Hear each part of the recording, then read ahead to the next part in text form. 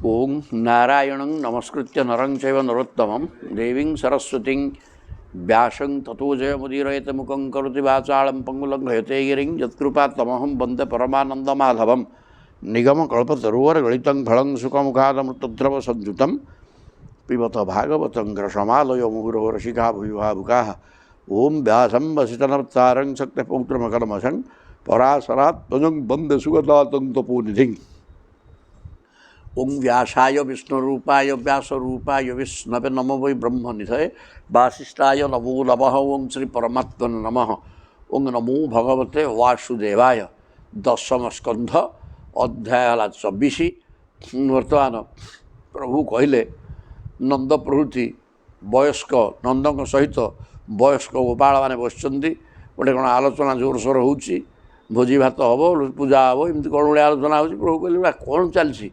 व्यस्त लगुच कौन हम कि आपण मत जहाँ कहे सब सत कथा कहे लोक कि न बुझिक जहाँ इच्छा गुड़े कौन कर दियंती तेरे कईटा जहाँ आप करने को चाहते यह कि प्रकार कर्म लोक व्यवहार को लेकिन शास्त्र सिद्धांत नहीं ये कथा मत बुझे कहतु बोली कही नंद सेठू कहते पर्जन्य भगवान इंद्र मेघा न तस्यात्ममूर्तय ते अभिवर्षति भूतानां प्रीणनम जीवनम पय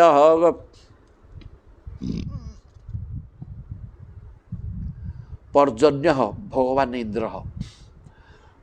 इंद्र होचंदी स्वयं मेघ मेघा तस्यात्ममूर्तय मेघ होचंदी तंकर प्रकृत मूर्ति माने इंद्र कहले मेघ को बुझेब मेघ होचंदी इंद्र तेणु ते अभिवर्षन्ति भूतानां इंद्र वर्तमान प्रत्येक भूतवान को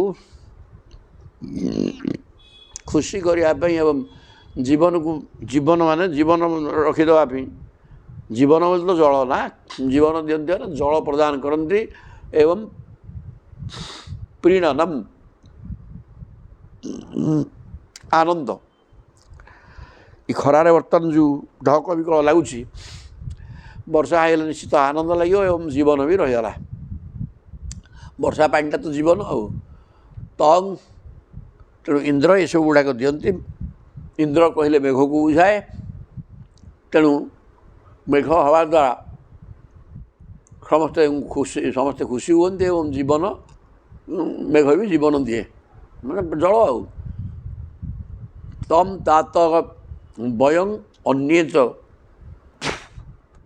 बारमुचां पतिविश्वरम द्रव्य तद्रेतसा सिद्धि जजंते क्रतुभि नराहा बोले हे तात किए नंद कहते भगवान कृष्ण को पुओ को कहले हे तात रे पुओ कौन हो वयं अन्ये च बार मुचांग पतिंग आमे ये जगतर समस्ते बार मुचांग जल प्रदान करुवा ईश्वर इंद्र को द्रव्य ही तद्रेतसा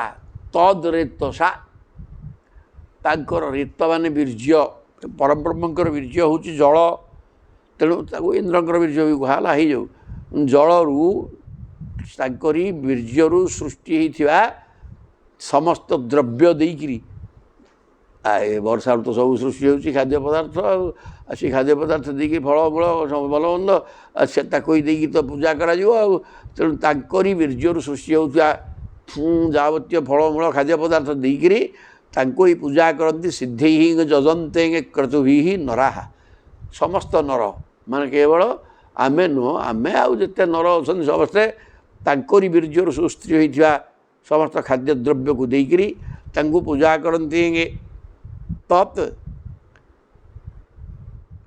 शेषेणोपजीवंती त्रिवर्ग फल हेतवे पुंसां पुरुषकाराण पर्जन्य फल भावन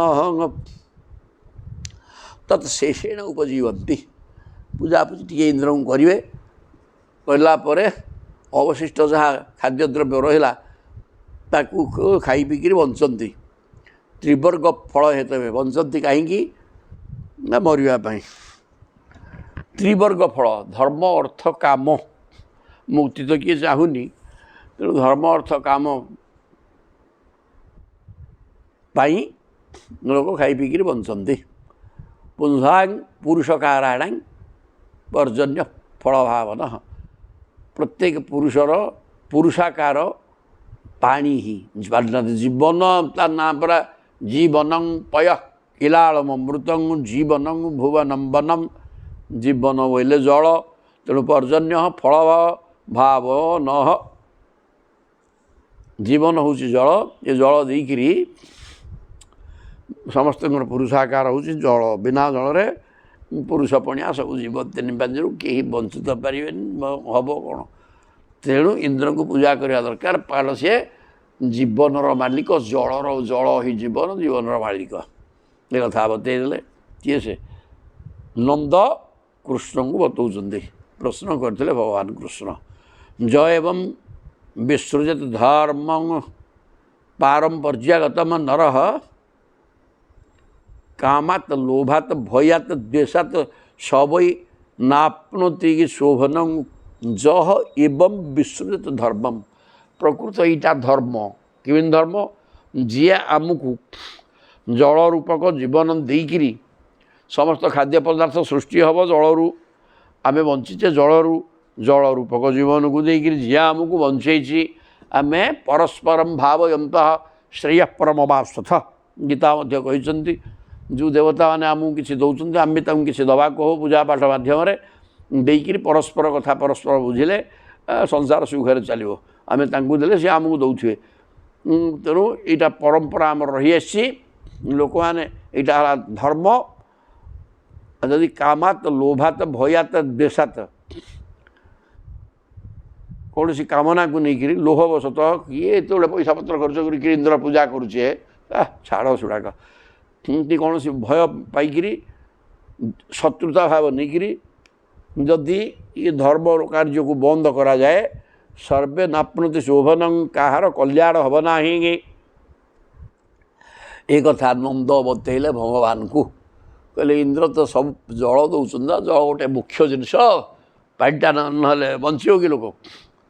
ଜୀବନ ସବୁଟାକ ଖାଦ୍ୟପେୟ ସବୁ ସେଥିରୁ ହେଉଛି। ଆଉ ତେଣୁ ସେ ଯେହେତୁ ଖାଦ୍ୟ ପଦାର୍ଥ ଏବଂ ପାନୀୟ ଦେଉଛନ୍ତି ଇନ୍ଦ୍ର, ତାଙ୍କୁ ଆମେ କିଛି ଦେବା ଦରକାର ପୂଜା ମାଧ୍ୟମରେ। ଶ୍ରୀ ଶୁକ ଉବାଚ, ଏଇଟା ଆମର ପରମ୍ପରା ରହିଛି। ଆଉ ତେଣୁ ଆମେ ସେଇ ଇନ୍ଦ୍ର ପୂଜା କରିବା କଥା ଚିନ୍ତା କରୁଛୁ। ଶ୍ରୀ ଶୁକ ଉବାଚ ବଚୁ ନିଶମ୍ୟ ନନ୍ଦସ୍ୟ ତଥା ଅନ୍ୟେଷାଂ ବ୍ରଜୌକଷାଂ ଇନ୍ଦ୍ରାୟ ମନ୍ୟୁଂ ଜନୟନ ପିତରମ୍ ପ୍ରାହ କେଶବଃ।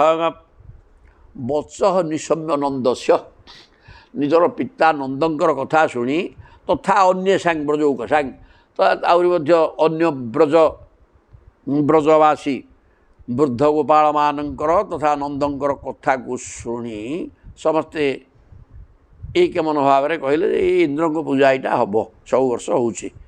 ଇନ୍ଦ୍ରାୟ ମନ୍ୟୁଂ ଜନୟନ, ଇନ୍ଦ୍ର ଉପରେ ରାଗି ହେଲେ ପ୍ରଭୁ। ପିତରମ୍ ପ୍ରାହ କେଶବଃ, କହିଲେ ଆଚ୍ଛା ତେଣୁ ଗୋଟେ ଇନ୍ଦ୍ରଙ୍କୁ ଏଠି ଲାଞ୍ଚ ଦେବା ବ୍ୟବସ୍ଥା କରୁଛ? ଇନ୍ଦ୍ର ବର୍ଷତି ମତ ଭୟାତ୍ ବାୟୁ ବାତି ମତ ଭୟାତ୍, ମୁଁ ଜଣେ ଅଛି ଯାହାଫଳରେ ଇନ୍ଦ୍ର ଜବରଦସ୍ତ ଭୟରେ ବର୍ଷା କରୁଛି। ଗୋଟେ ପ୍ରଶାସନ ଅଛି, ପୋଲିସ ଡିପାର୍ଟମେଣ୍ଟ ଅଛି, ତେଣୁ ଲୋକ ତା ପଛରେ କ'ଣ ପୋଲିସ ଓଢ଼େଇଛି କି ନା, ଏଠୁ ଅଛି। ତେଣୁକରି ଲୋକ ଭୟରେ ସଂଯତ ହେଇକିରି କର୍ମ କରୁଛି। ନାଇଁରେ ବାପା, ଚୋରି କଲେ ପୋଲିସ ଗୋଡ଼େଇବେ। ସେମିତି ମୁଁ ଅଛି ତ ମେଘ ବର୍ଷା କରିବ ଇନ୍ଦ୍ର, ଆଉ ଇନ୍ଦ୍ରକୁ କ'ଣ ଲାଞ୍ଚ ଦେଉଛ କ'ଣ? ତା ଟାଇମ୍ ହେଲେ ସିଏ ବର୍ଷିବାକୁ ବାଧ୍ୟ, ହଏ ତାକୁ କ'ଣ ଲାଞ୍ଚ ଦେଉଛ ତମେ? ହେବନି। କର୍ମଣା ଜାୟତେ, ଶୁକଦେବ କହିଲେ ଇନ୍ଦ୍ରାୟ ମନ୍ୟୁଂ କହିକିରି ପିତାଙ୍କୁ କହୁଛନ୍ତି। ଶ୍ରୀ ଶୁକ ଭଗବାନ ବାଚ, ଭଗବାନ କହିଲେ, କିଏ? ପିତାଙ୍କୁ କହିଲେ ଭଗବାନ କୃଷ୍ଣ। କର୍ମଣା ଜାୟତେ ଜନ୍ତୁ କର୍ମଣା ଏବ ବିଲୀୟତେ ସୁଖଂ ଦୁଃଖଂ ଭୟଂ କ୍ଷେମଂ କର୍ମଣା ଏବ ଅଭିପଦ୍ୟତେ।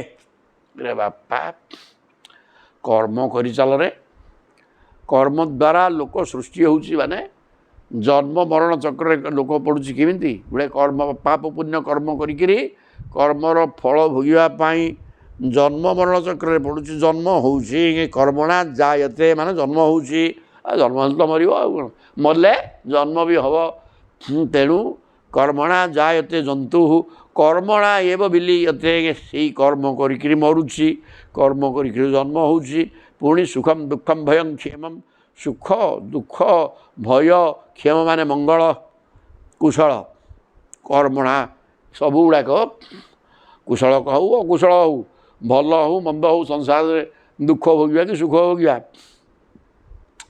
एगुड़ाक निजर कर्म को लेकिन लोक सुख दुख भी भोगुची लोक जन्म होची कर्म को लेकिन मरुची कर्म कर मरुची जमी कर्म कर तदनुसार फल भोग कर मरुची आ सुख दुख भल मंद कुशल अकुशल भोग करुच्ची कर्म को लेकिन अस्ति चेत ईश्वर कश्चित फल रूप्यकर्मणा कर्तारम भजते सोपी न हि अकर्तु प्रभु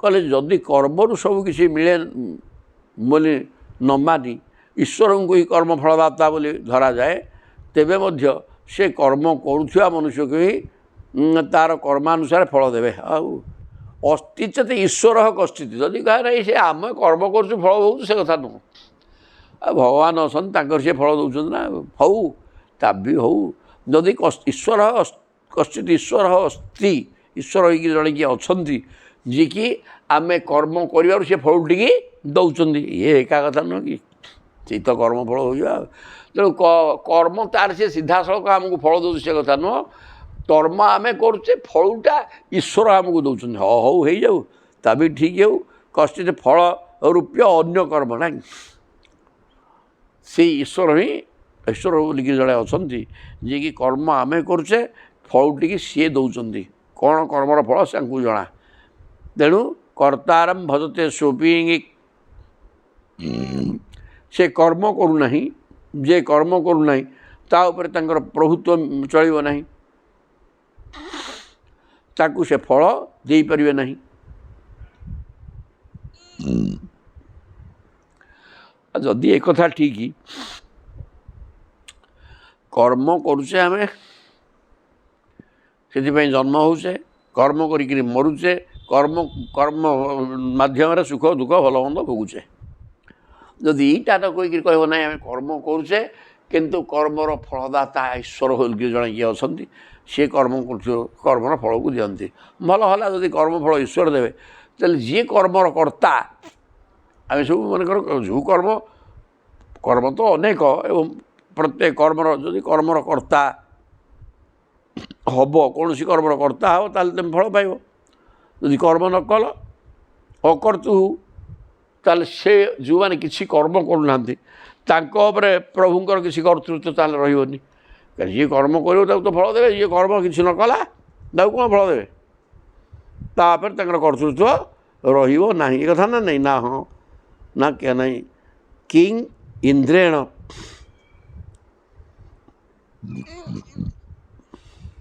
यहीटा कहीं कहले ताऊ से फल दे पारे ना आज कर्म न कर फल कौन देवे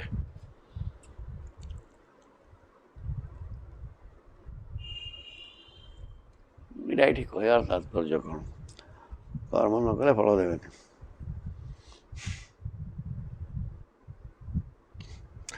हौ देखिए किंग इंद्रेण यह भूताना शोष कर्मानुवर्तिना तेणु कर्म कले फल पाइब कर्म न कले फल मिल ना सी तुम्हें कर्म करके सीधा सड़क फल पा तुमको कर्मर फल प्रभु दिंतु कर्म कले तो फल पाइब कर्म न कले किसी फल मिलवार नहीं ये कथाटी प्रभु कहीदे कहते तेणु जदि कर्म कले फल मिल किंग इंद्रेण यह भूताना शोष कर्मानुवर्तिना तेणु अरे इंद्र सह आम कौन संपर्क आम निजर शो शो कर्म लगे कर्म आम कर्म करवा कर्म अनुसार फल पाइबा आ इंद्र इंद्र तांकर से जहाँ करवा कथा करिया आम कहीं भोग देकर मेघ वर्षा बोली यार अर्थ कौन अच्छी कर्म कर्म कर आम दायी ଆମର ଆମେ କର୍ମ କରିବା, ପ୍ରଭୁ ଫଳ ଦିଅନ୍ତୁ, ବା କର୍ମର ଫଳ ଆମ ସିଧାସଳଖ ଭୋଗ ହଉ। କର୍ମର ଫଳ ତ ଭୋଗ ହେବ ଆଉ କ'ଣ। ଇନ୍ଦ୍ରଙ୍କ ସହ କ'ଣ ସର୍ବ ଇନ୍ଦ୍ରେଣ ଇହ ଭୂତାନାଂ ସ୍ୱକର୍ମାନୁବର୍ତ୍ତିନାଂ।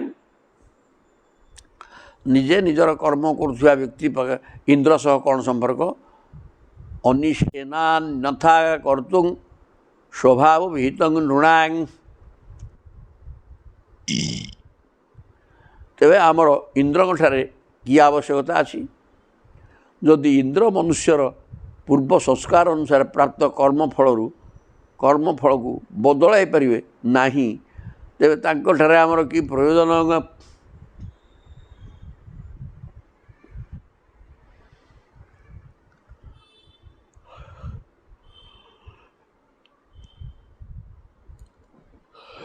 ଆମର ଆମେ କର୍ମ କରିକିରି ଫଳ ଭୋଗୁଛେ ନାଇଁ କି? ଇଏ କର୍ମର ଫଳକୁ କୌଣସି ଦେବତାଙ୍କର ଇନ୍ଦ୍ରଙ୍କର ନାହିଁ କି ଆଉ କେଉଁ ଦେବତାଙ୍କର କ୍ଷମତା ନାହିଁ ବଦଳେଇ ଦେଇପାରିବେ। ପ୍ରାରବ୍ଧ କ'ଣ ଗୋଟେ କରିଛେ ତାକୁ ଭୋଗୁଛ ନା ଆଉ କ'ଣ, ତାକୁ ବଦଳାଇବାର କ୍ଷମତା କାହାର ମୋଟେ ନାହିଁ। ତେଣୁକରି ଇନ୍ଦ୍ରଙ୍କୁ ପୂଜା କଲେ ସେ କ'ଣ ଆମର କର୍ମଫଳକୁ ବଦଳାଇ ଦେଇପାରିବେ? ନା, ଯିଏ ଯେମିତି କର୍ମ କରିବ ତ ଅନୁସାରେ ଫଳଟି ପାଇବ। ଇନ୍ଦ୍ରଙ୍କର ତାଙ୍କ କର୍ମ ସିଏ କରିବେ, ବର୍ଷା କରିବା ତାଙ୍କର ଧର୍ମ। ତେଣୁ ଆମେ କାହିଁ ତାଙ୍କୁ ପୂଜା କରିବା?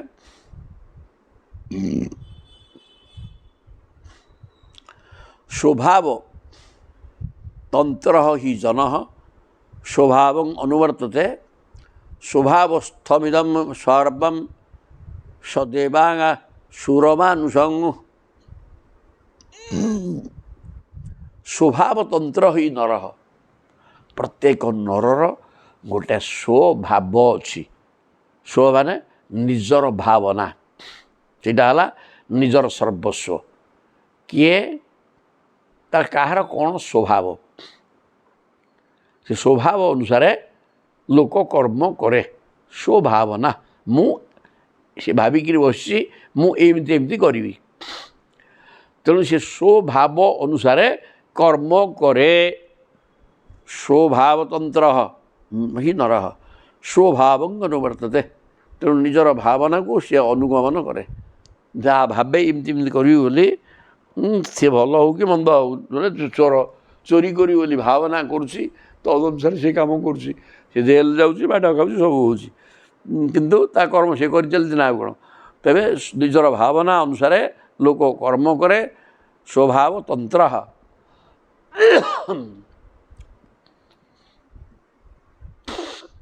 ସ୍ୱଭାବସ୍ଥମିଦଂ ସର୍ବଂ।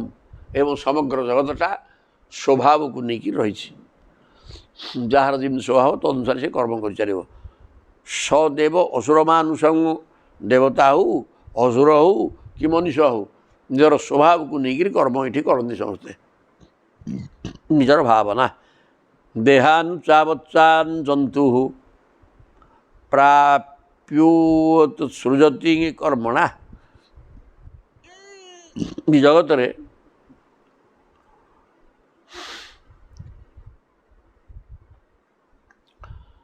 ଜୀବ ନିଜର କର୍ମାନୁସାରେ ହିଁ ଉତ୍ତମ ମଧ୍ୟମ ଅଧମ ଶରୀର ପ୍ରାପ୍ତ ହୁଏ। ଦେହାନୁଚାବଚାନ୍ ଜନ୍ତୁ। ଏଥିରେ ମନୁଷ୍ୟ ଅଛନ୍ତି, ଗଛଲତା ତରୁତୃଣ ଜିଆ ନାଡ଼ ବିଷ୍ଠା ଭିତରେ କୁର୍ମୀ, ଅନେକ ଜୀବଜନ୍ତୁ ଏମିତି ଅଛନ୍ତି। ଏଗୁଡ଼ା କାହିଁକି ଏମିତି ହେଇଛି ନା ନିଜର ସ୍ୱଭାବକୁ ନେଇକିରି କର୍ମ କରିଛନ୍ତି, କର୍ମକୁ ନେଇକିରି ଶରୀର ପାଇଛନ୍ତି।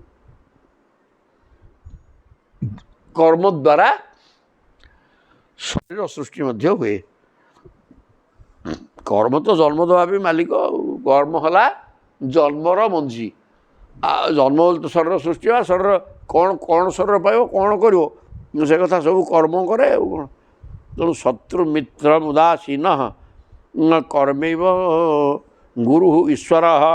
କର୍ମ ହିଁ ଗୁରୁ, ସେଇ ହିଁ ଈଶ୍ୱର, ସେଇ ହିଁ ଶତ୍ରୁତା ମିତ୍ରତା ଏବଂ ଉଦାସୀନ ଭାବକୁ ସୃଷ୍ଟି କରେ। ହେଲାନି କି ଆମେ କାହାକୁ ଖରାପ ବ୍ୟବହାର କଲେ सी आमर शत्रु है।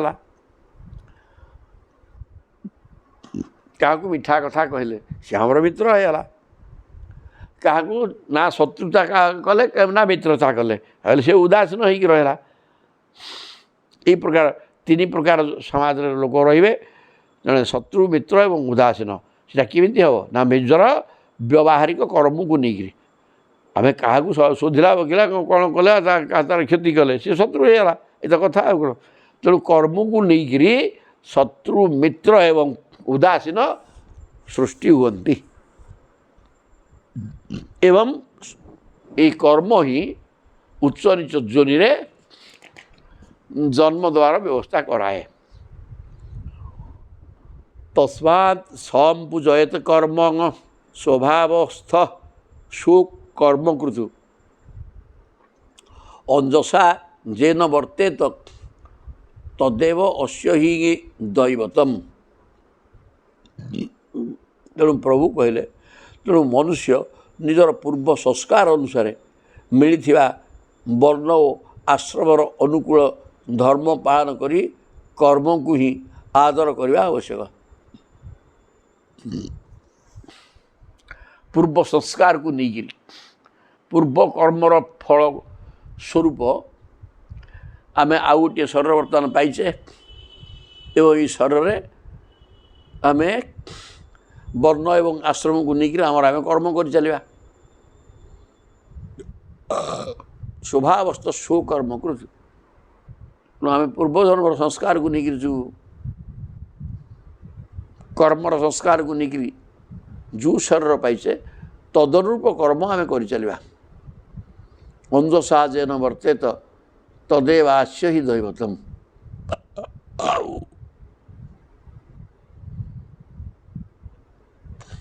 कर्म को ही आदर करने आवश्यक जहाद्वारा मनुष्यर सहजरे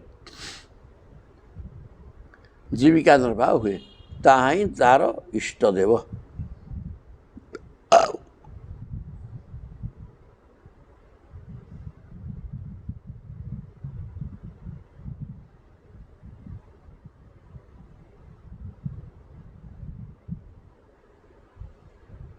अस्य ही दैवतम।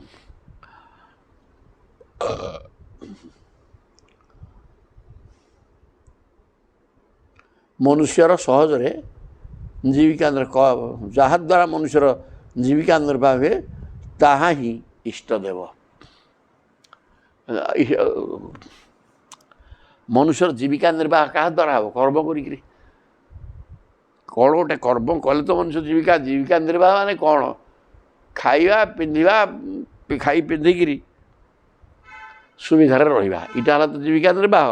आ जीविका निर्वाह कौन क्या द्वारा हम ना कर्म द्वारा सी कर्म ही तेणु देवता जो थ्रु तुम बंचुच।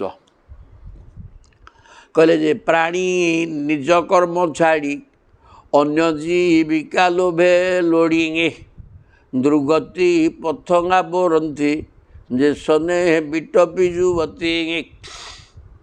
तेणु कर्म निजर कर्म वर्ण एवं आश्रम अनुसार कौन कर्म आमको करने को शास्त्र सिद्धांत अच्छी तदनुसार कर्म करवा आम दरकार से कर्म ही भगवान। आजीव्यैकतरम भाव जस्तोन्य उपजीवती न तस्मात् बिंदते क्षेमम जारम नार्यस नारी असती यथा।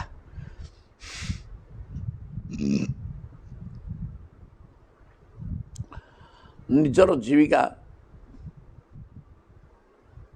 चलाउथुवा देवता को छाड़ी अन्य कहार उपासना करुवा मनुष्य तांकठारु केबे भी सुख पाए नहीं। आजीविकतरम भावम जस्तोन्यं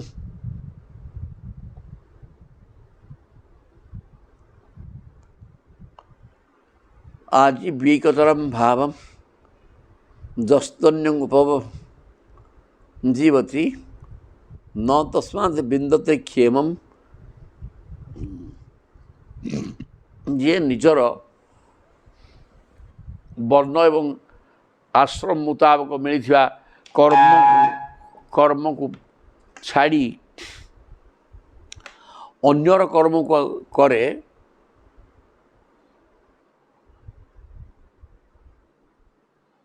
ତାଦ୍ୱାରା ସେ କେବେ ହେଲେ ସୁଖ ପାଇପାରେ ନାହିଁ। ଯେମିତି ବାରାଙ୍ଗନା ନିଜର ପ୍ରକୃତ ଆରାଧ୍ୟ ସ୍ୱାମୀକି ଛାଡ଼ି ଯାହାକୁ ତାହାକୁ ସ୍ୱାମୀ ରୂପରେ ବରଣ କରେ, ସେମିତି ତମେ ବର୍ଣ୍ଣ ଏବଂ ଆଶ୍ରମ ଅନୁସାରେ ତୁମର କର୍ମ ସିଦ୍ଧାନ୍ତ ହୋଇଛି ଏବଂ ପ୍ରାରବ୍ଧ ଅନୁସାରେ ତୁମର କର୍ମର ସଂସ୍କାର ଅଛି ତୁମ ପାଖରେ, ତଦନୁସାରେ କର୍ମ କର। ଆଉ ନିଜ କର୍ମ ଛାଡ଼ିକିରି ଆଉ କାହା କର୍ମ କଲେ ତାହା ଆଦୌ ଠିକ୍ ନୁହଁ, ତାହା ବାରାଙ୍ଗନାର କାମ ଭଳିଆ ନିଜ ପତିକି ଛାଡ଼ିକିରି ଆଉ ଗୋଟେ ପତି ପାଖକୁ ଯିବା। ତେଣୁ ସେ ପ୍ରକାର କର ନାହିଁ। ବର୍ଣ୍ଣ ଏବଂ ଆଶ୍ରମ ଅନୁସାରେ କ'ଣ ତୁମକୁ କର୍ମ କରିବାକୁ ଶାସ୍ତ୍ର ସିଦ୍ଧାନ୍ତ ହୋଇକି ରହିଛି, ତେଣୁ ତେବେ ସେହି ଅନୁସାରେ କର୍ମ କର। ଏ କଥା କହିଲେ ପ୍ରଭୁ। ବର୍ତ୍ତେ ତ ବ୍ରହ୍ମଣା ବିପ୍ରହ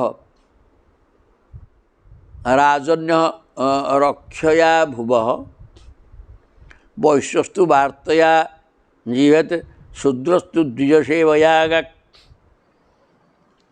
ତେଣୁ ବର୍ଣ୍ଣଚାରୀ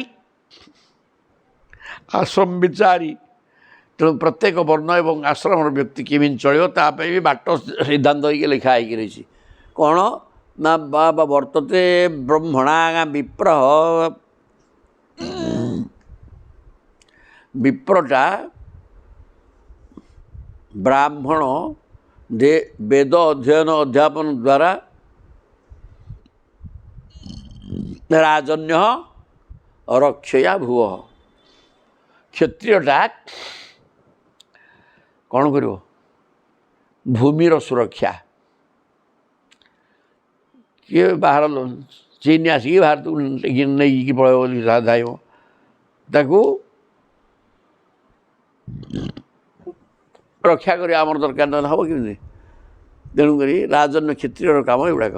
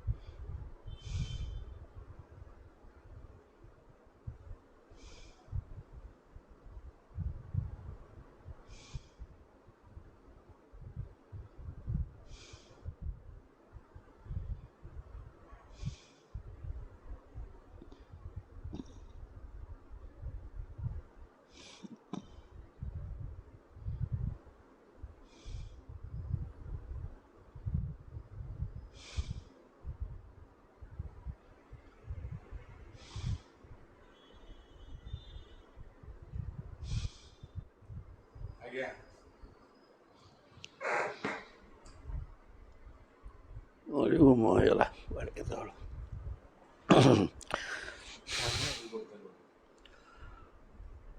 ହଁ ତାହେଲେ କହୁଛନ୍ତି ଅନ୍ଧସାହାଯ୍ୟ ଅର୍ଥତେ ତାହେଲେ ଏଇଠି କର୍ମ ହିଁ ମୁଖ୍ୟ କର୍ମ କରିବ ଫଳ ପାଇବ ତେଣୁ କର୍ମ ହିଁ ଜନ୍ମ ମୃତ୍ୟୁ ଏବଂ ସୁଖ ଦୁଃଖ ସବୁର ସ୍ରଷ୍ଟା ତେଣୁ କର୍ମ ନିଜ ଆୟତ୍ତରେ ଅଛି ନିଜ ନିଜେ କର୍ମ କର ପା ଯଦି କହିବ ନା ସେ କଥା ନୁହେଁ ପ୍ରଭୁ କରୁଛନ୍ତି ତାହେଲେ ବି ହଉ ତୁମେ କର୍ମ କର ପ୍ରଭୁ ବି ଫଳ ଦିଅନ୍ତୁ ଫଳ ଭୋଗିବ ଅସୁବିଧା କ'ଣ ଅଛି ତେଣୁ ଇନ୍ଦ୍ରକୁ ପୂଜା କରିବାର କୌଣସି ଆବଶ୍ୟକତା ନାହିଁ ଏଇଟାକୁ ଅନାବଶ୍ୟକ କହିକିରି ତୁମେ କର୍ମ କରିଚାଲ ଫସଲ ତାର ସିଏ ହଉ ତା ସମୟ ଇନ୍ଦ୍ରଙ୍କର କର୍ମ ହେଲା ସିଏ ବର୍ଷା କରିବେ ବର୍ତ୍ତେତ ବ୍ରହ୍ମଣା ତେଣୁ ବ୍ରାହ୍ମଣ ବିପ୍ର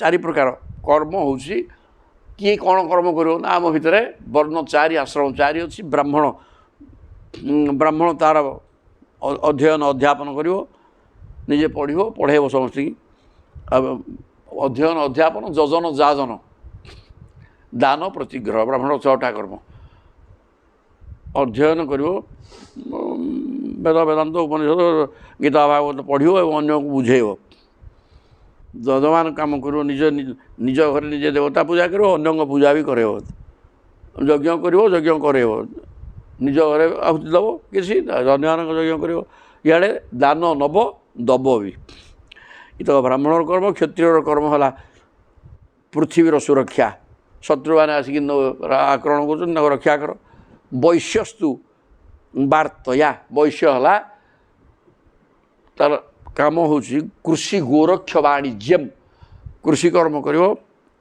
ଚାଷବାସ ପଶୁପାଳନ କରିବ ବ୍ୟବସାୟ କରିବ ଦୋକାନ ଫୋକାନ କରିକି 5 ଟଙ୍କାରେ କି 25 ଟଙ୍କାରେ ବିକିବ ନହେଲେ ଟଙ୍କା ସୁଧକୁ ଦେବ ଏମିତି ଗୁଡ଼ାଏ କରିବ ଏଗୁଡ଼ାକ ବୈଶ୍ୟର କର୍ମ ତାପରେ ଶୂଦ୍ର କେବଳ ଦ୍ୱିଜ ସେବା ଦ୍ୱିଜ ବୋଇଲେ କ'ଣ କିରେ ନା 3 ବର୍ଣ୍ଣ ବ୍ରାହ୍ମଣ କ୍ଷତ୍ରିୟ ବୈଶ୍ୟ ଏମାନେ 2 ଥର ଜନ୍ମ ହୁଅନ୍ତି ମା ପେଟରୁ ଥରେ ଆସିବେ ଆଉ ଥରେ ତାଙ୍କର ସଂସ୍କାର କରାଯିବ ଆଜିକାଲି ଆଉ ସଂସ୍କାର କାହାର ହେଉନି କେବଳ ବ୍ରାହ୍ମଣଙ୍କର ହେଉଛି ତେଣୁ ସେ ବ୍ରାହ୍ମଣକୁ ଦ୍ୱିଜ କୁହାଯିବ ଅନ୍ୟମାନଙ୍କୁ କୁହାଯାଇପାରିବ ନାହିଁ କିନ୍ତୁ ଶାସ୍ତ୍ର ଏ କଥା କହିନି ଶାସ୍ତ୍ର କହିଛନ୍ତି 3 ଯାକ ସେଗୁଡ଼ାକ ଆଉ ଆଜିକାଲି ନାହିଁ ସତ୍ୱଙ୍ଗ୍ରଜ କୃଷି ବାଣିଜ୍ୟ ଗୋରକ୍ଷା ତ କୁଶିଦଂ ତୁର୍ଯ୍ୟ ମୁଚ୍ୟତେ ବାର୍ତ୍ତା ଚତୁର୍ବିଧା ତତ୍ର ବୟଂ ଗୋବୃତ୍ତୟୋ ଅନିଶମ୍ ତାହେଲେ ଆମେ ହେଲେ ଗୌଡ଼ ପିଲା ଆମେ ହେଲେ ବୈଶ୍ୟ ଆମ କାମ କ'ଣ ଜାଣିଛ କୃଷି କରିବା ବ୍ୟବସାୟ ବାଣିଜ୍ୟ କୃଷି ଗୋରକ୍ଷା ବାଣିଜ୍ୟ ଗୀତା ଲେଖା ହେଲା ସିଆ ଗୋରକ୍ଷା ଏବଂ ବାଣିଜ୍ୟ କୁଶିଦ ମାନେ ସୁଧକୁ ଟଙ୍କା ଦେବା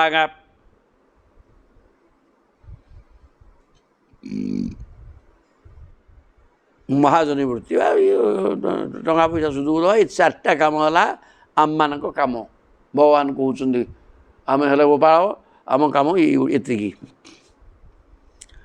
ବାର୍ତ୍ତା ଚତୁର୍ବିଧା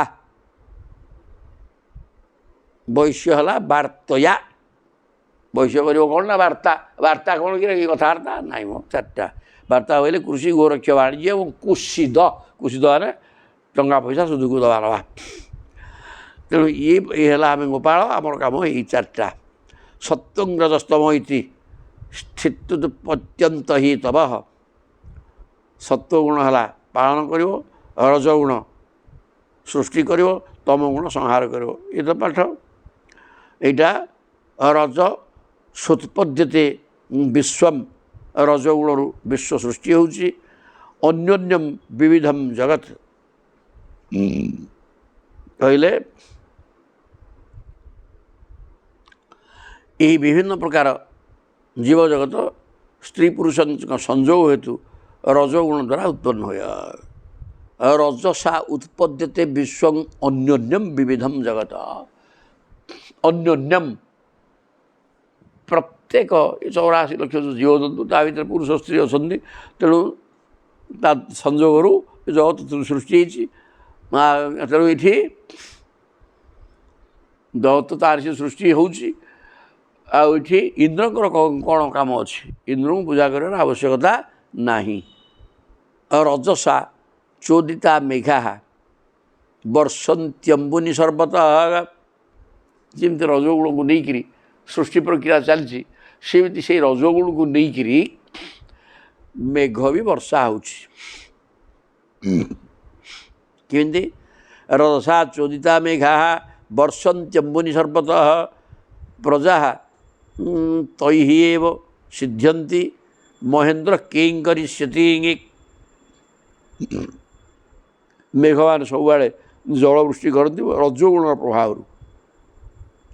ତାଦ୍ୱାରା ଅନ୍ନ ଉତ୍ପନ୍ନ ହୁଏ, ଅନ୍ନ ଦ୍ୱାରା ସକଳ ଜୀବଙ୍କର ଜୀବିକା ନିର୍ବାହ ହୁଏ। ଏଥିରେ ଇନ୍ଦ୍ରଙ୍କର ହାତ କ'ଣ ଅଛି? ସିଏ କ'ଣ କରୁଛନ୍ତି? ଇନ୍ଦ୍ରଙ୍କର କିଛି କରିବାର ନାହିଁ। କର୍ମରୁ ତ ଫଳ ଉତ୍ପନ୍ନ ହେବ। ସୂର୍ଯ୍ୟ ତ ଉତ୍ତାପ ଦେଲେ, ସେ ଉତ୍ତାପରେ ପୃଥିବୀର ସର୍ବତ୍ର ଜଳ ବାଷ୍ପ ହୋଇକରି ଉପରକୁ ଗଲା।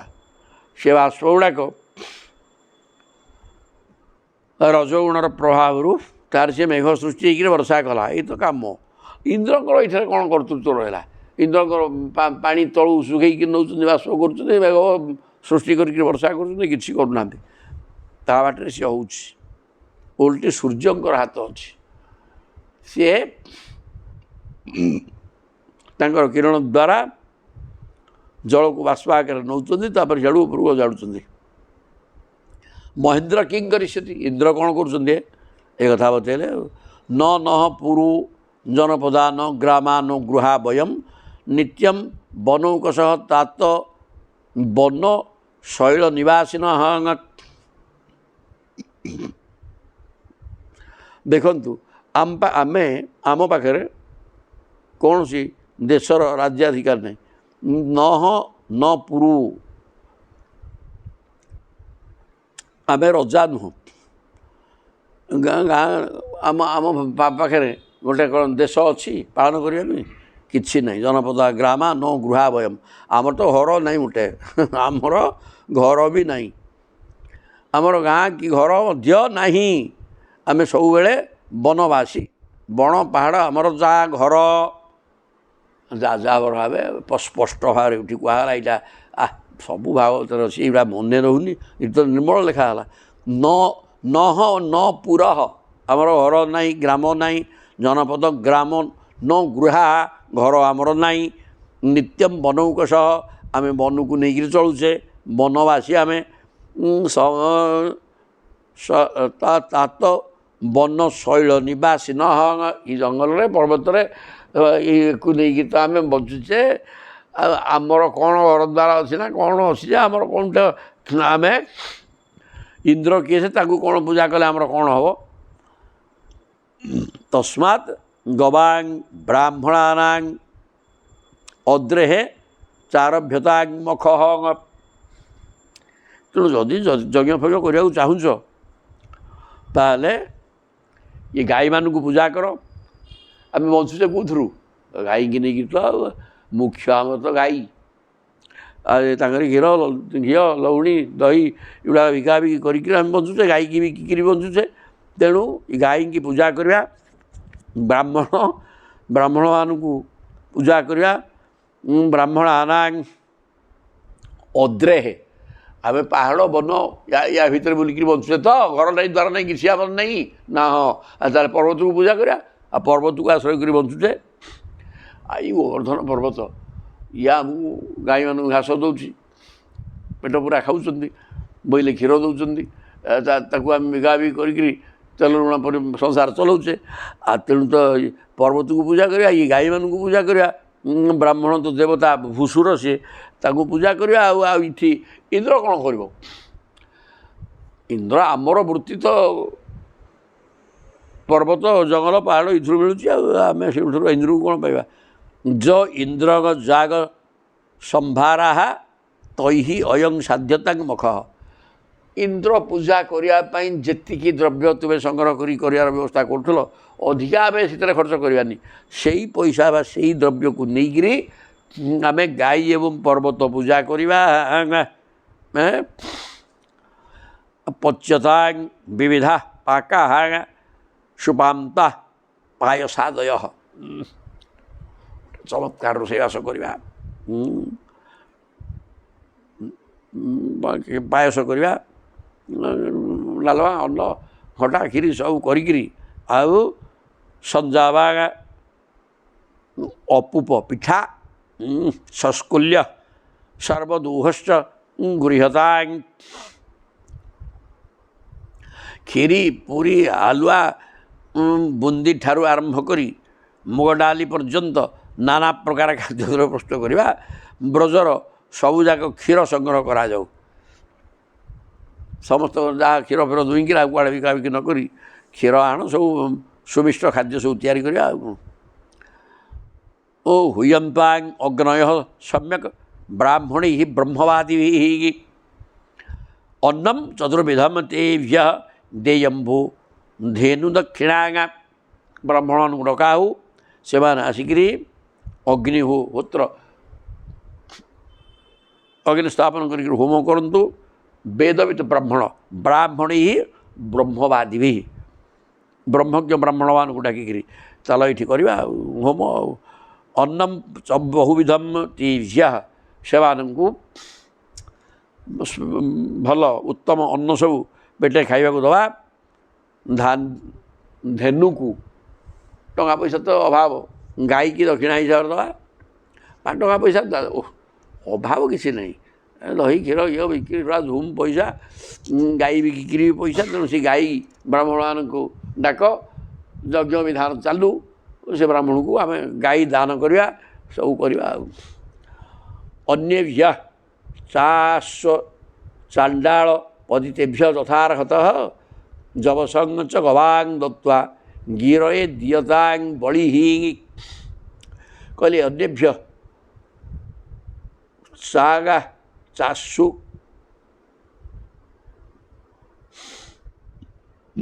ଅନ୍ୟଭ୍ୟ ଚ ଆଶୁ ଆଶୋ ଆଶ୍ୱା ଅନ୍ୟଭ୍ୟ ଚାଷୋ ଚାଣ୍ଡାଳ ପତିତେଭ୍ୟ ଯଥାର୍ହତଃ ତା ଛଡ଼ା ଚଣ୍ଡାଳ ପତିତ ଏପରିକି ବିରାଡ଼ି କୁକୁର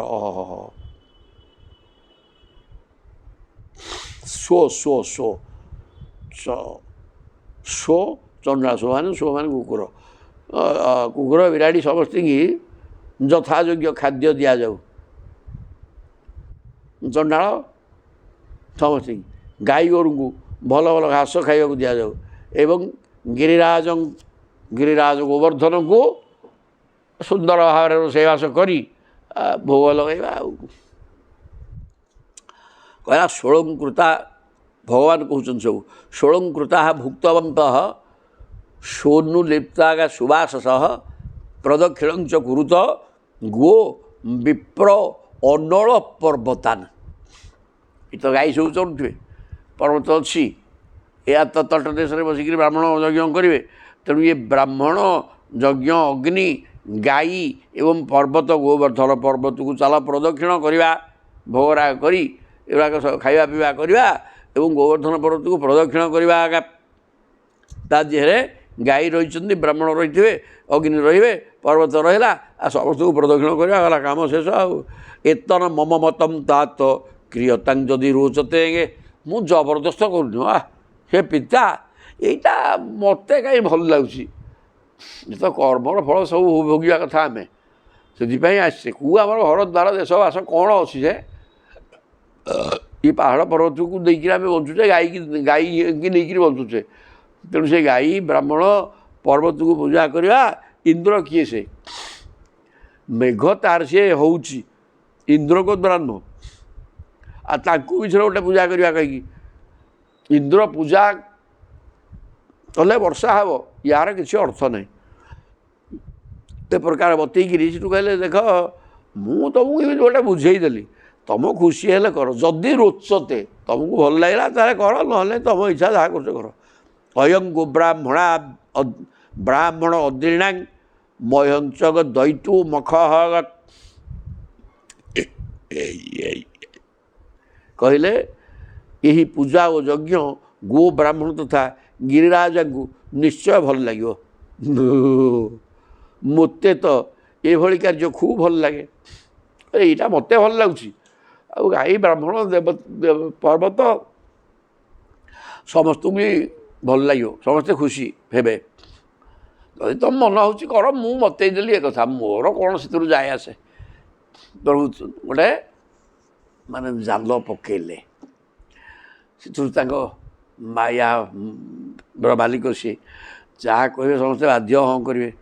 ତେଣୁ କ'ଣ ହେଲା ନା ଶିଶୁକୁ ଆଚ ସେ ବାଧ୍ୟ କଲେନି, ତମ ଖୁସି ଯଦି କରିବ କର, ମୁଁ ଏମିତି ଗୋଟେ ପ୍ରସ୍ତାବ ଦେଲି ଆଉ କ'ଣ।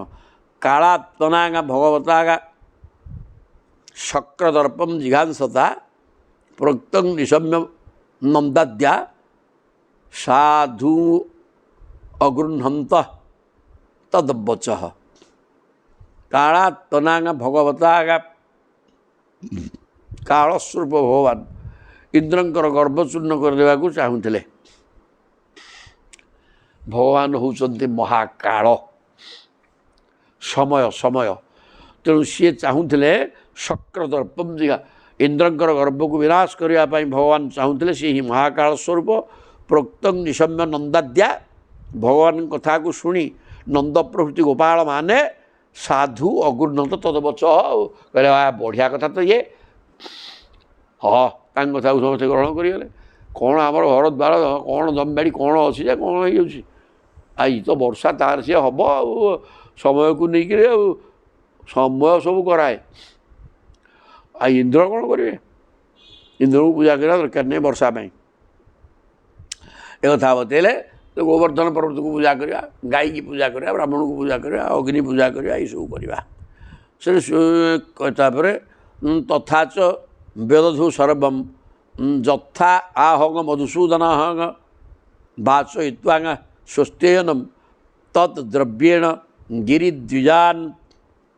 ନନ୍ଦ ସେଠୁ ଆଦେଶ ଦେଇଦେଲେ, ଯାହା ଆମର ପ୍ରଭୁ କହିଲେ, ତଥାଚ ବେଦଧୁ ସର୍ବମ୍ ଯଥା ଆହ ମଧୁସୂଦନ, ପୁତ୍ର ଆମର ଭଗବାନ କୃଷ୍ଣ ଯାହା ବତେଇଲେନି କି ସେଇ କଥା କରିବା। ଆଉ କ'ଣ ବାଚୟିତ୍ୱା ସ୍ୱସ୍ତେୟନମ୍, ବ୍ରାହ୍ମଣକୁ ଡାକିବା, ସ୍ୱସ୍ତିବାଚନ କର୍ମ କରିବା, ଦ୍ରବ୍ୟେଣ ନାନା ଖାଦ୍ୟଦ୍ରବ୍ୟ ପୂଜା ଉପକରଣ ଆଣି ଗିରିରାଜ ଗୋବର୍ଦ୍ଧନଙ୍କୁ ପୂଜା କରିବା। ଯାହା ମଧୁସୂଦନ ଉବାଚ କହିଛନ୍ତି ସେ ଅନୁସାରେ କରିବା। ଉପହୃତ୍ୟ ବଳିନି ସରବାନ ଆଦୃତା ଯବସଙ୍ଗବାଙ୍ଗ। ବଳି ବୋଇଲେ କ'ଣ, ଏ କୁକୁଡ଼ା ଛେଳିକୁ ହାଣିବା, ବେକରେ କଟୁରୀ ଲଗାଇବା, ତା ନା ବଳି ନାହିଁ ମ। ବଳି ବୋଇଲେ ପୂଜା ଦ୍ରବ୍ୟ, ଫୁଲ, ଚନ୍ଦନ, ଧୂପ, ଦୀପ, ହଳଦିଆ ଚାଉଳ, ଏଇସବୁ ଭୋଗରାଗ, ୟାହାର ନାମ ସବୁ ପୂଜା ଦ୍ରବ୍ୟକୁ ବଳି କୁହାଯିବ। ତେଣୁ କହୁଛନ୍ତି ଉପହୃତ୍ୟ ବଳିନି ସରବାନ, ସବୁ ପୂଜା ଉପକରଣ ସଂଗ୍ରହ କରି ରଖିବା। ଗାଈମାନଙ୍କୁ ଯବସମ୍ ମାନେ ଘାସ କାଟିକି ଦେବା। ଗୋଧନ ଆନି ପୁରସ୍କୃତ୍ୟ ଗିରିଙ୍ଗ ଚକ୍ରୁ ପ୍ରଦକ୍ଷିଣ, ଗାଈମାନଙ୍କୁ ପର୍ବତ ଉପରେ ରଖିଦେବା, ସେମାନେ ଚରୁଥିବେ, ଗାଈମାନଙ୍କ ସହିତ ଗୋବର୍ଦ୍ଧନ ପର୍ବତକୁ ପ୍ରଦକ୍ଷିଣ କରିବା। ଅନ୍ନାଂଶନ ଉକ୍ତାନି ते चारुह्य षोलङ्कृताः अनांसि अनुक्तानि गोप्यस्य कृष्णवैर्ज्याणि गायन्त्यः सद्विजाशिषः। कहले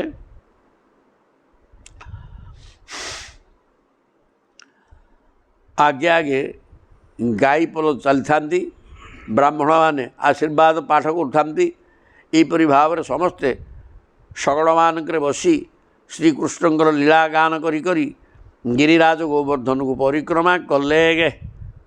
अनांसी अनुजुक्ता हारे अन्न माने पूरा शगड़ शगड़ बलद जोचिकी शगड़े सब बसिकी रूपम गो विश्रम्भणम गतः। गाई चलती आगे आगे तापर शगड़े जोचिकी सब भोजी भात तो सब द्रव्य सब लदाई लदिकी चलती। शैलु अस्मृति ब्रुवन भूरी गोप्यस्य कृष्ण वीर्याणी गोपांगना माने भगवान कृष्ण पराक्रम को गान कर गीत आकार एवं ବ୍ରାହ୍ମଣ ସ୍ୱସ୍ତିବାଚନ ପାଠ କରୁଛନ୍ତି। ଏ ପ୍ରକାର ଅବସ୍ଥାରେ ଗୋବର୍ଦ୍ଧନକୁ ପରିକ୍ରମା କଲେ। କୃଷ୍ଣ ହଂ ତୁନ୍ୟତମଂ ରୂପମ୍ ଗୋପ ବିଶ୍ରମ୍ଭଣଂ ଗତଃ ଶୈଳୁ ସ୍ମୃତି ବ୍ରୁବନ ଭୂରି ବଳି ମାଦତ ବୃହତ୍ ବପୁହୁ। ଭଗବାନ ଦେଖିଲେ ରୋଷେଇବାସ ଜମେଇକିରି ହେଇଛି, ସବୁ ଦ୍ରବ୍ୟ ଥୁଆ ହେଇଛି, ବାସ୍ନା ଯେ ମହକୁଛି। ପ୍ରଭୁ କହିଲେ ଦେଖିବା। ଗୋଟେ ବିରାଟ ଆକାର ହେଇଗଲେ ଗୋବର୍ଦ୍ଧନ ପର୍ବତ ଉପରେ ଯାଇକିରି ବସିଗଲେ। ବସିକିରି ପର୍ବତ ଉପରୁ ତଳୁକୁ ହାତ ଲମ୍ବାଇଲେ, ଯାହା ପୂଜା ଦ୍ରବ୍ୟ ତାକୁ ହାତରେ ନେଇ ଗିଳି ଦେଲେ। ଗିଳି ଦେଇକିରି କହିଲେ ହରି କ'ଣ ହେଲା କିରେ, କେତେ ତ ପୂଜା ଆମେ ଏମିତି କରିଛେ, କିଏ କେଉଁ ଦିନ ଆସିକିରି ଖାଉଥିଲେ କେଉଁଦିନ, ଇଏ ତ ଆମେ ଦେଖିଲେ। ଯେଉଁ ଗୋବର୍ଦ୍ଧନ ପର୍ବତ ସ୍ୱୟଂ ହାତରେ ଅନ୍ନ ଡାଲି ତରକାରୀ ସବୁ ନେଇକିରି ପକାଇଲେଣି।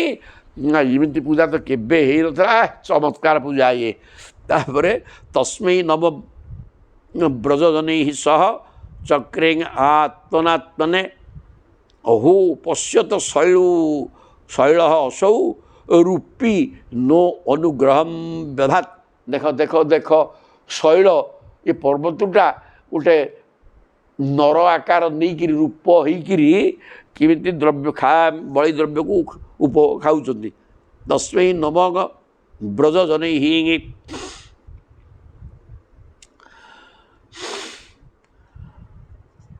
ବ୍ରଜଜନୈ ବ୍ରଜଜନମାନଙ୍କ ଦ୍ୱାରା ସବୁ ନମସ୍କାର କରାଗଲା। ସହ ବ୍ରଜେ ଆତ୍ମନେ ବ୍ରଜବାସୀଙ୍କ ସହିତ ନିଜେ ପ୍ରଭୁ ଆତ୍ମନେ ନିଜେ ନିଜକୁ ବି ନମସ୍କାର କଲେ। ନିଜେ କୃଷ୍ଣ ତଳେ ଅଛନ୍ତି, ସେଇ କୃଷ୍ଣ ସିଆଡ଼େ ବିରାଟ ରୂପ ହୋଇକିରି ହାତ ଲମ୍ବେଇକିରି ଖାଉଛନ୍ତି। ତେଣୁ ନିଜେ ନିଜକୁ ଏବଂ ବ୍ରଜାଙ୍ଗନାମାନଙ୍କ ବ୍ରଜବାସୀମାନଙ୍କ ଦ୍ୱାରା ପ୍ରଣାମ କରାହେଲା। ନିଜ ନିଜକୁ ପ୍ରଣାମ କଲେ ଏବଂ ବ୍ରଜବାସୀମାନେ ପ୍ରଣାମ କଲେ ଭଗବାନଙ୍କୁ। ଦେଖିଲେ ଅହୋ ପଶ୍ୟତ ଦେଖ ଦେଖ ଦେଖ ଅସୌ ଶୈଳ ରୂପୀ। ରୂପୀ ମାନେ ମୁଣ୍ଡରେ ଯେଉଁ ରୂପୀ ନାହିଁ ହଁ, ରୂପବାନ ଗୋଟେ ରୂପ ଧରିକିରି ଭଗବାନ କୃଷ୍ଣ କେମିତି ଅନୁଗ୍ରହ କରିଛନ୍ତି ଆମକୁ। କୃଷ୍ଣ ପର୍ବତରାଜ ଅନୁଗ୍ରହ କରିଛନ୍ତି, ରୂପ ନେଇକିରି ଖାଉଛନ୍ତି। କଥା କହିକିରି ପ୍ରଭୁ ନିଜେ ନିଜକୁ ଏବଂ ବ୍ରଜବାସୀମାନେ ସବୁ ସମସ୍ତେ ନମସ୍କାର କଲେ। ଏସହ ସଜାନତୁ ମର୍ତ୍ୟାନ୍ କାମରୂପୀ ବନୌକଷଃ ହନ୍ତି ହ୍ୟସ୍ମୈ ନମସ୍ୟାମଃ ଶର୍ମଣେ ଆତ୍ମନୁ ଗବାଂ। କହିଲେ ସିଏ ଯେପରି ଚାହିଁବେ ସେପରି ରୂପ ଧରିପାରିବେ। ଏସହ ଅବଜାନତୁ ମର୍ତ୍ୟାନ୍ କାମରୂପୀ ବନୌକଷଃ। କିନ୍ତୁ ଯିଏ ଯାହା ଚାହିଁବେ ସେ ରୂପ ହେଇଯିବେ। ଦେଖୁନ ପର୍ବତ କିନ୍ତୁ ମନୁଷ୍ୟ ହେଇକିରି ଖାଇଯାଉଛନ୍ତି। ତାଙ୍କୁ ଯେଉଁ ବନବାସୀ ଯିବ ତାଙ୍କୁ ଅନାଦର କରିବ, ସେ ତାକୁ ନଷ୍ଟ କରିଦେବେ। କାମରୂପୀ ବନୌକଷଃ। ତେଣୁ ହନ୍ତି ହି ଅସ୍ମୈ ନମସ୍ୟାମଃ। ଯିଏ ଏ ପର୍ବତକୁ ଅସମ୍ମାନ କରିବ, ଏ ପର୍ବତ ଦେଖୁନ ରୂପବାନ ହେଇକିରି ଗୋଟେ ରୂପ ଧରିକିରି ଖାଇଯାଉଛନ୍ତି। ଆଉ ଯଦି ତାଙ୍କୁ କିଏ ଅସମ୍ମାନ କରେ ସେ ତାକୁ ବିନାଶ କରିବେ। ହନ୍ତି ହି ଅସ୍ମୈ, ତାକୁ ବି ମାରିବେ ଯିଏ ତାକୁ ଅସମ୍ମାନ କରିବ। ତେଣୁ ଶର୍ମେଣ ଆତ୍ମନଃ ଗବାଂ, ତାକୁ ଅନାଦର ଯିଏ କରିବ ତାକୁ ମାରିଦେବେ। ଆସ ଆସ ଆମେ ସମସ୍ତେ ନିଜ ନିଜର ତଥା ଆମ ଗାଈ ଗୋରୁଙ୍କର ମଙ୍ଗଳ ନିମନ୍ତେ ଗିରି ଗୋବର୍ଦ୍ଧନଙ୍କୁ ନମସ୍କାର କରିବା। ଏକଥା ଭଗବାନ କୃଷ୍ଣ କହିକିରି ବୋଲେ ଦେଖୁନ ହାତ ଲମ୍ବେଇକିରି ସିଆଡ଼ୁ କେମିତି ଖାଉଛନ୍ତି। ତେଣୁ ତାଙ୍କୁ ଯଦି ଅସମ୍ମାନ କରାଯିବ, ଯିଏ ରୂପ ନେଇପାରୁଛି ଆସି ଛାଡ଼ିବ, ଟେକିରି କଜିଦେବ ହେଲା କାମ ସେ ଠୋ। ତେଣୁ ସେମିତି କରନି। ସମସ୍ତେ ଆସ ଗୋବର୍ଦ୍ଧନକୁ ପରିକ୍ରମା କରିକିରି ନମସ୍କାର କରିବା। ଇତ୍ୟାଦ୍ରି ଗୋଦ୍ବିଜମଖଂ ବାସୁଦେବ ପ୍ରଣୋଦିତା ଯଥା ବିଧାୟତେ ଗୋପାଃ ସହ କୃଷ୍ଣାଙ୍ଗ ବ୍ରଜಂ ଯଜୁଃ। ଇତି ଅଦ୍ରି, ଏହି ପ୍ରକାର ଭଗବାନଙ୍କ ନିର୍ଦ୍ଦେଶ କ୍ରମେ ପାହାଡ଼ ଗୋବର୍ଦ୍ଧନ ଗାଈ ଏବଂ ବ୍ରାହ୍ମଣମାନଙ୍କୁ ଧରି ଯଜ୍ଞ କର୍ମ ସମାପନ କରି ବାସୁଦେବ ପ୍ରଣୋଦିତା ଭଗବାନଙ୍କର ପ୍ରେରଣା ଅନୁସାରେ ତାଙ୍କ କହିବା ମୁତାବକ ଗାଈ ବ୍ରାହ୍ମଣ ଯଜ୍ଞାଗ୍ନି ଏବଂ ଏ ଯେଉଁ ପର୍ବତରାଜ ଗୋବର୍ଦ୍ଧନକୁ ପୂଜାପୂଜି କରି ଯଥା ବିଧାୟତେ ଗୋପାହା ଗୋପାଳମାନେ ସହ କୃଷ୍ଣଙ୍କ ସହିତ ପୁଣି ବ୍ରଜକୁ ଚାଲିଗଲେ। ଇତି ଶ୍ରୀମଦ୍ଭାଗବତ ମହାପୁରାଣେ ପାରମହଂସ୍ୟାଂ ସଂହିତାୟାଂ ଦଶମ ସ୍କନ୍ଧେ ପୂର୍ବାର୍ଦ୍ଧେ ଚତୁର୍ବିଂଶୋଧ୍ୟାୟ ପଞ୍ଚଦଶ ଅଧ୍ୟାୟ ଥିଲା। ଚତୁର୍ବିଂଶ ସରିଲେ ପଞ୍ଚବିଂଶ 25 ଆସିଗଲେ ଗୋବର୍ଦ୍ଧନ ଧାରଣ। ସେଇ ଏଇକେ ପ୍ରସଙ୍ଗ ହେଇସାରିଲାଣି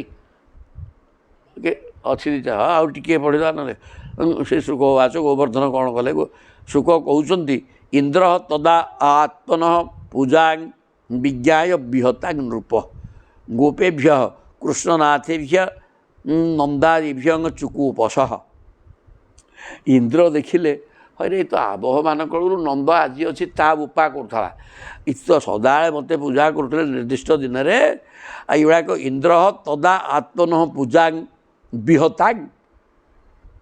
ସୁଖଦେବ କହୁଛନ୍ତି ହେ ରାଜା ପରୀକ୍ଷିତ ଇନ୍ଦ୍ର ଦେଖିଲେ ଯେ ଏଇଗୁଡ଼ା ପରମ୍ପରା କ୍ରମେ ତା ପିଲା ମୋ ପୂଜା କରୁଥିଲେ ଗୋପେଭ୍ୟ କୃଷ୍ଣନାଥେଭ୍ୟ ବର୍ତ୍ତମାନ ଇଏ କୃଷ୍ଣ କୁଆଡ଼ୁ ଜଣେ ପଳେଇ ଆସିଲେ ତା ଭିତରକୁ ସିଏ ତାକୁ ନାହିଁ କରିଦେଲେ ନନ୍ଦାଦିଭ୍ୟ ଚୁକୁପସା। ତେଣୁ ସିଏ ବର୍ତ୍ତମାନ ମୋ ପୂଜା ବନ୍ଦ କରିଦେଇଛନ୍ତି।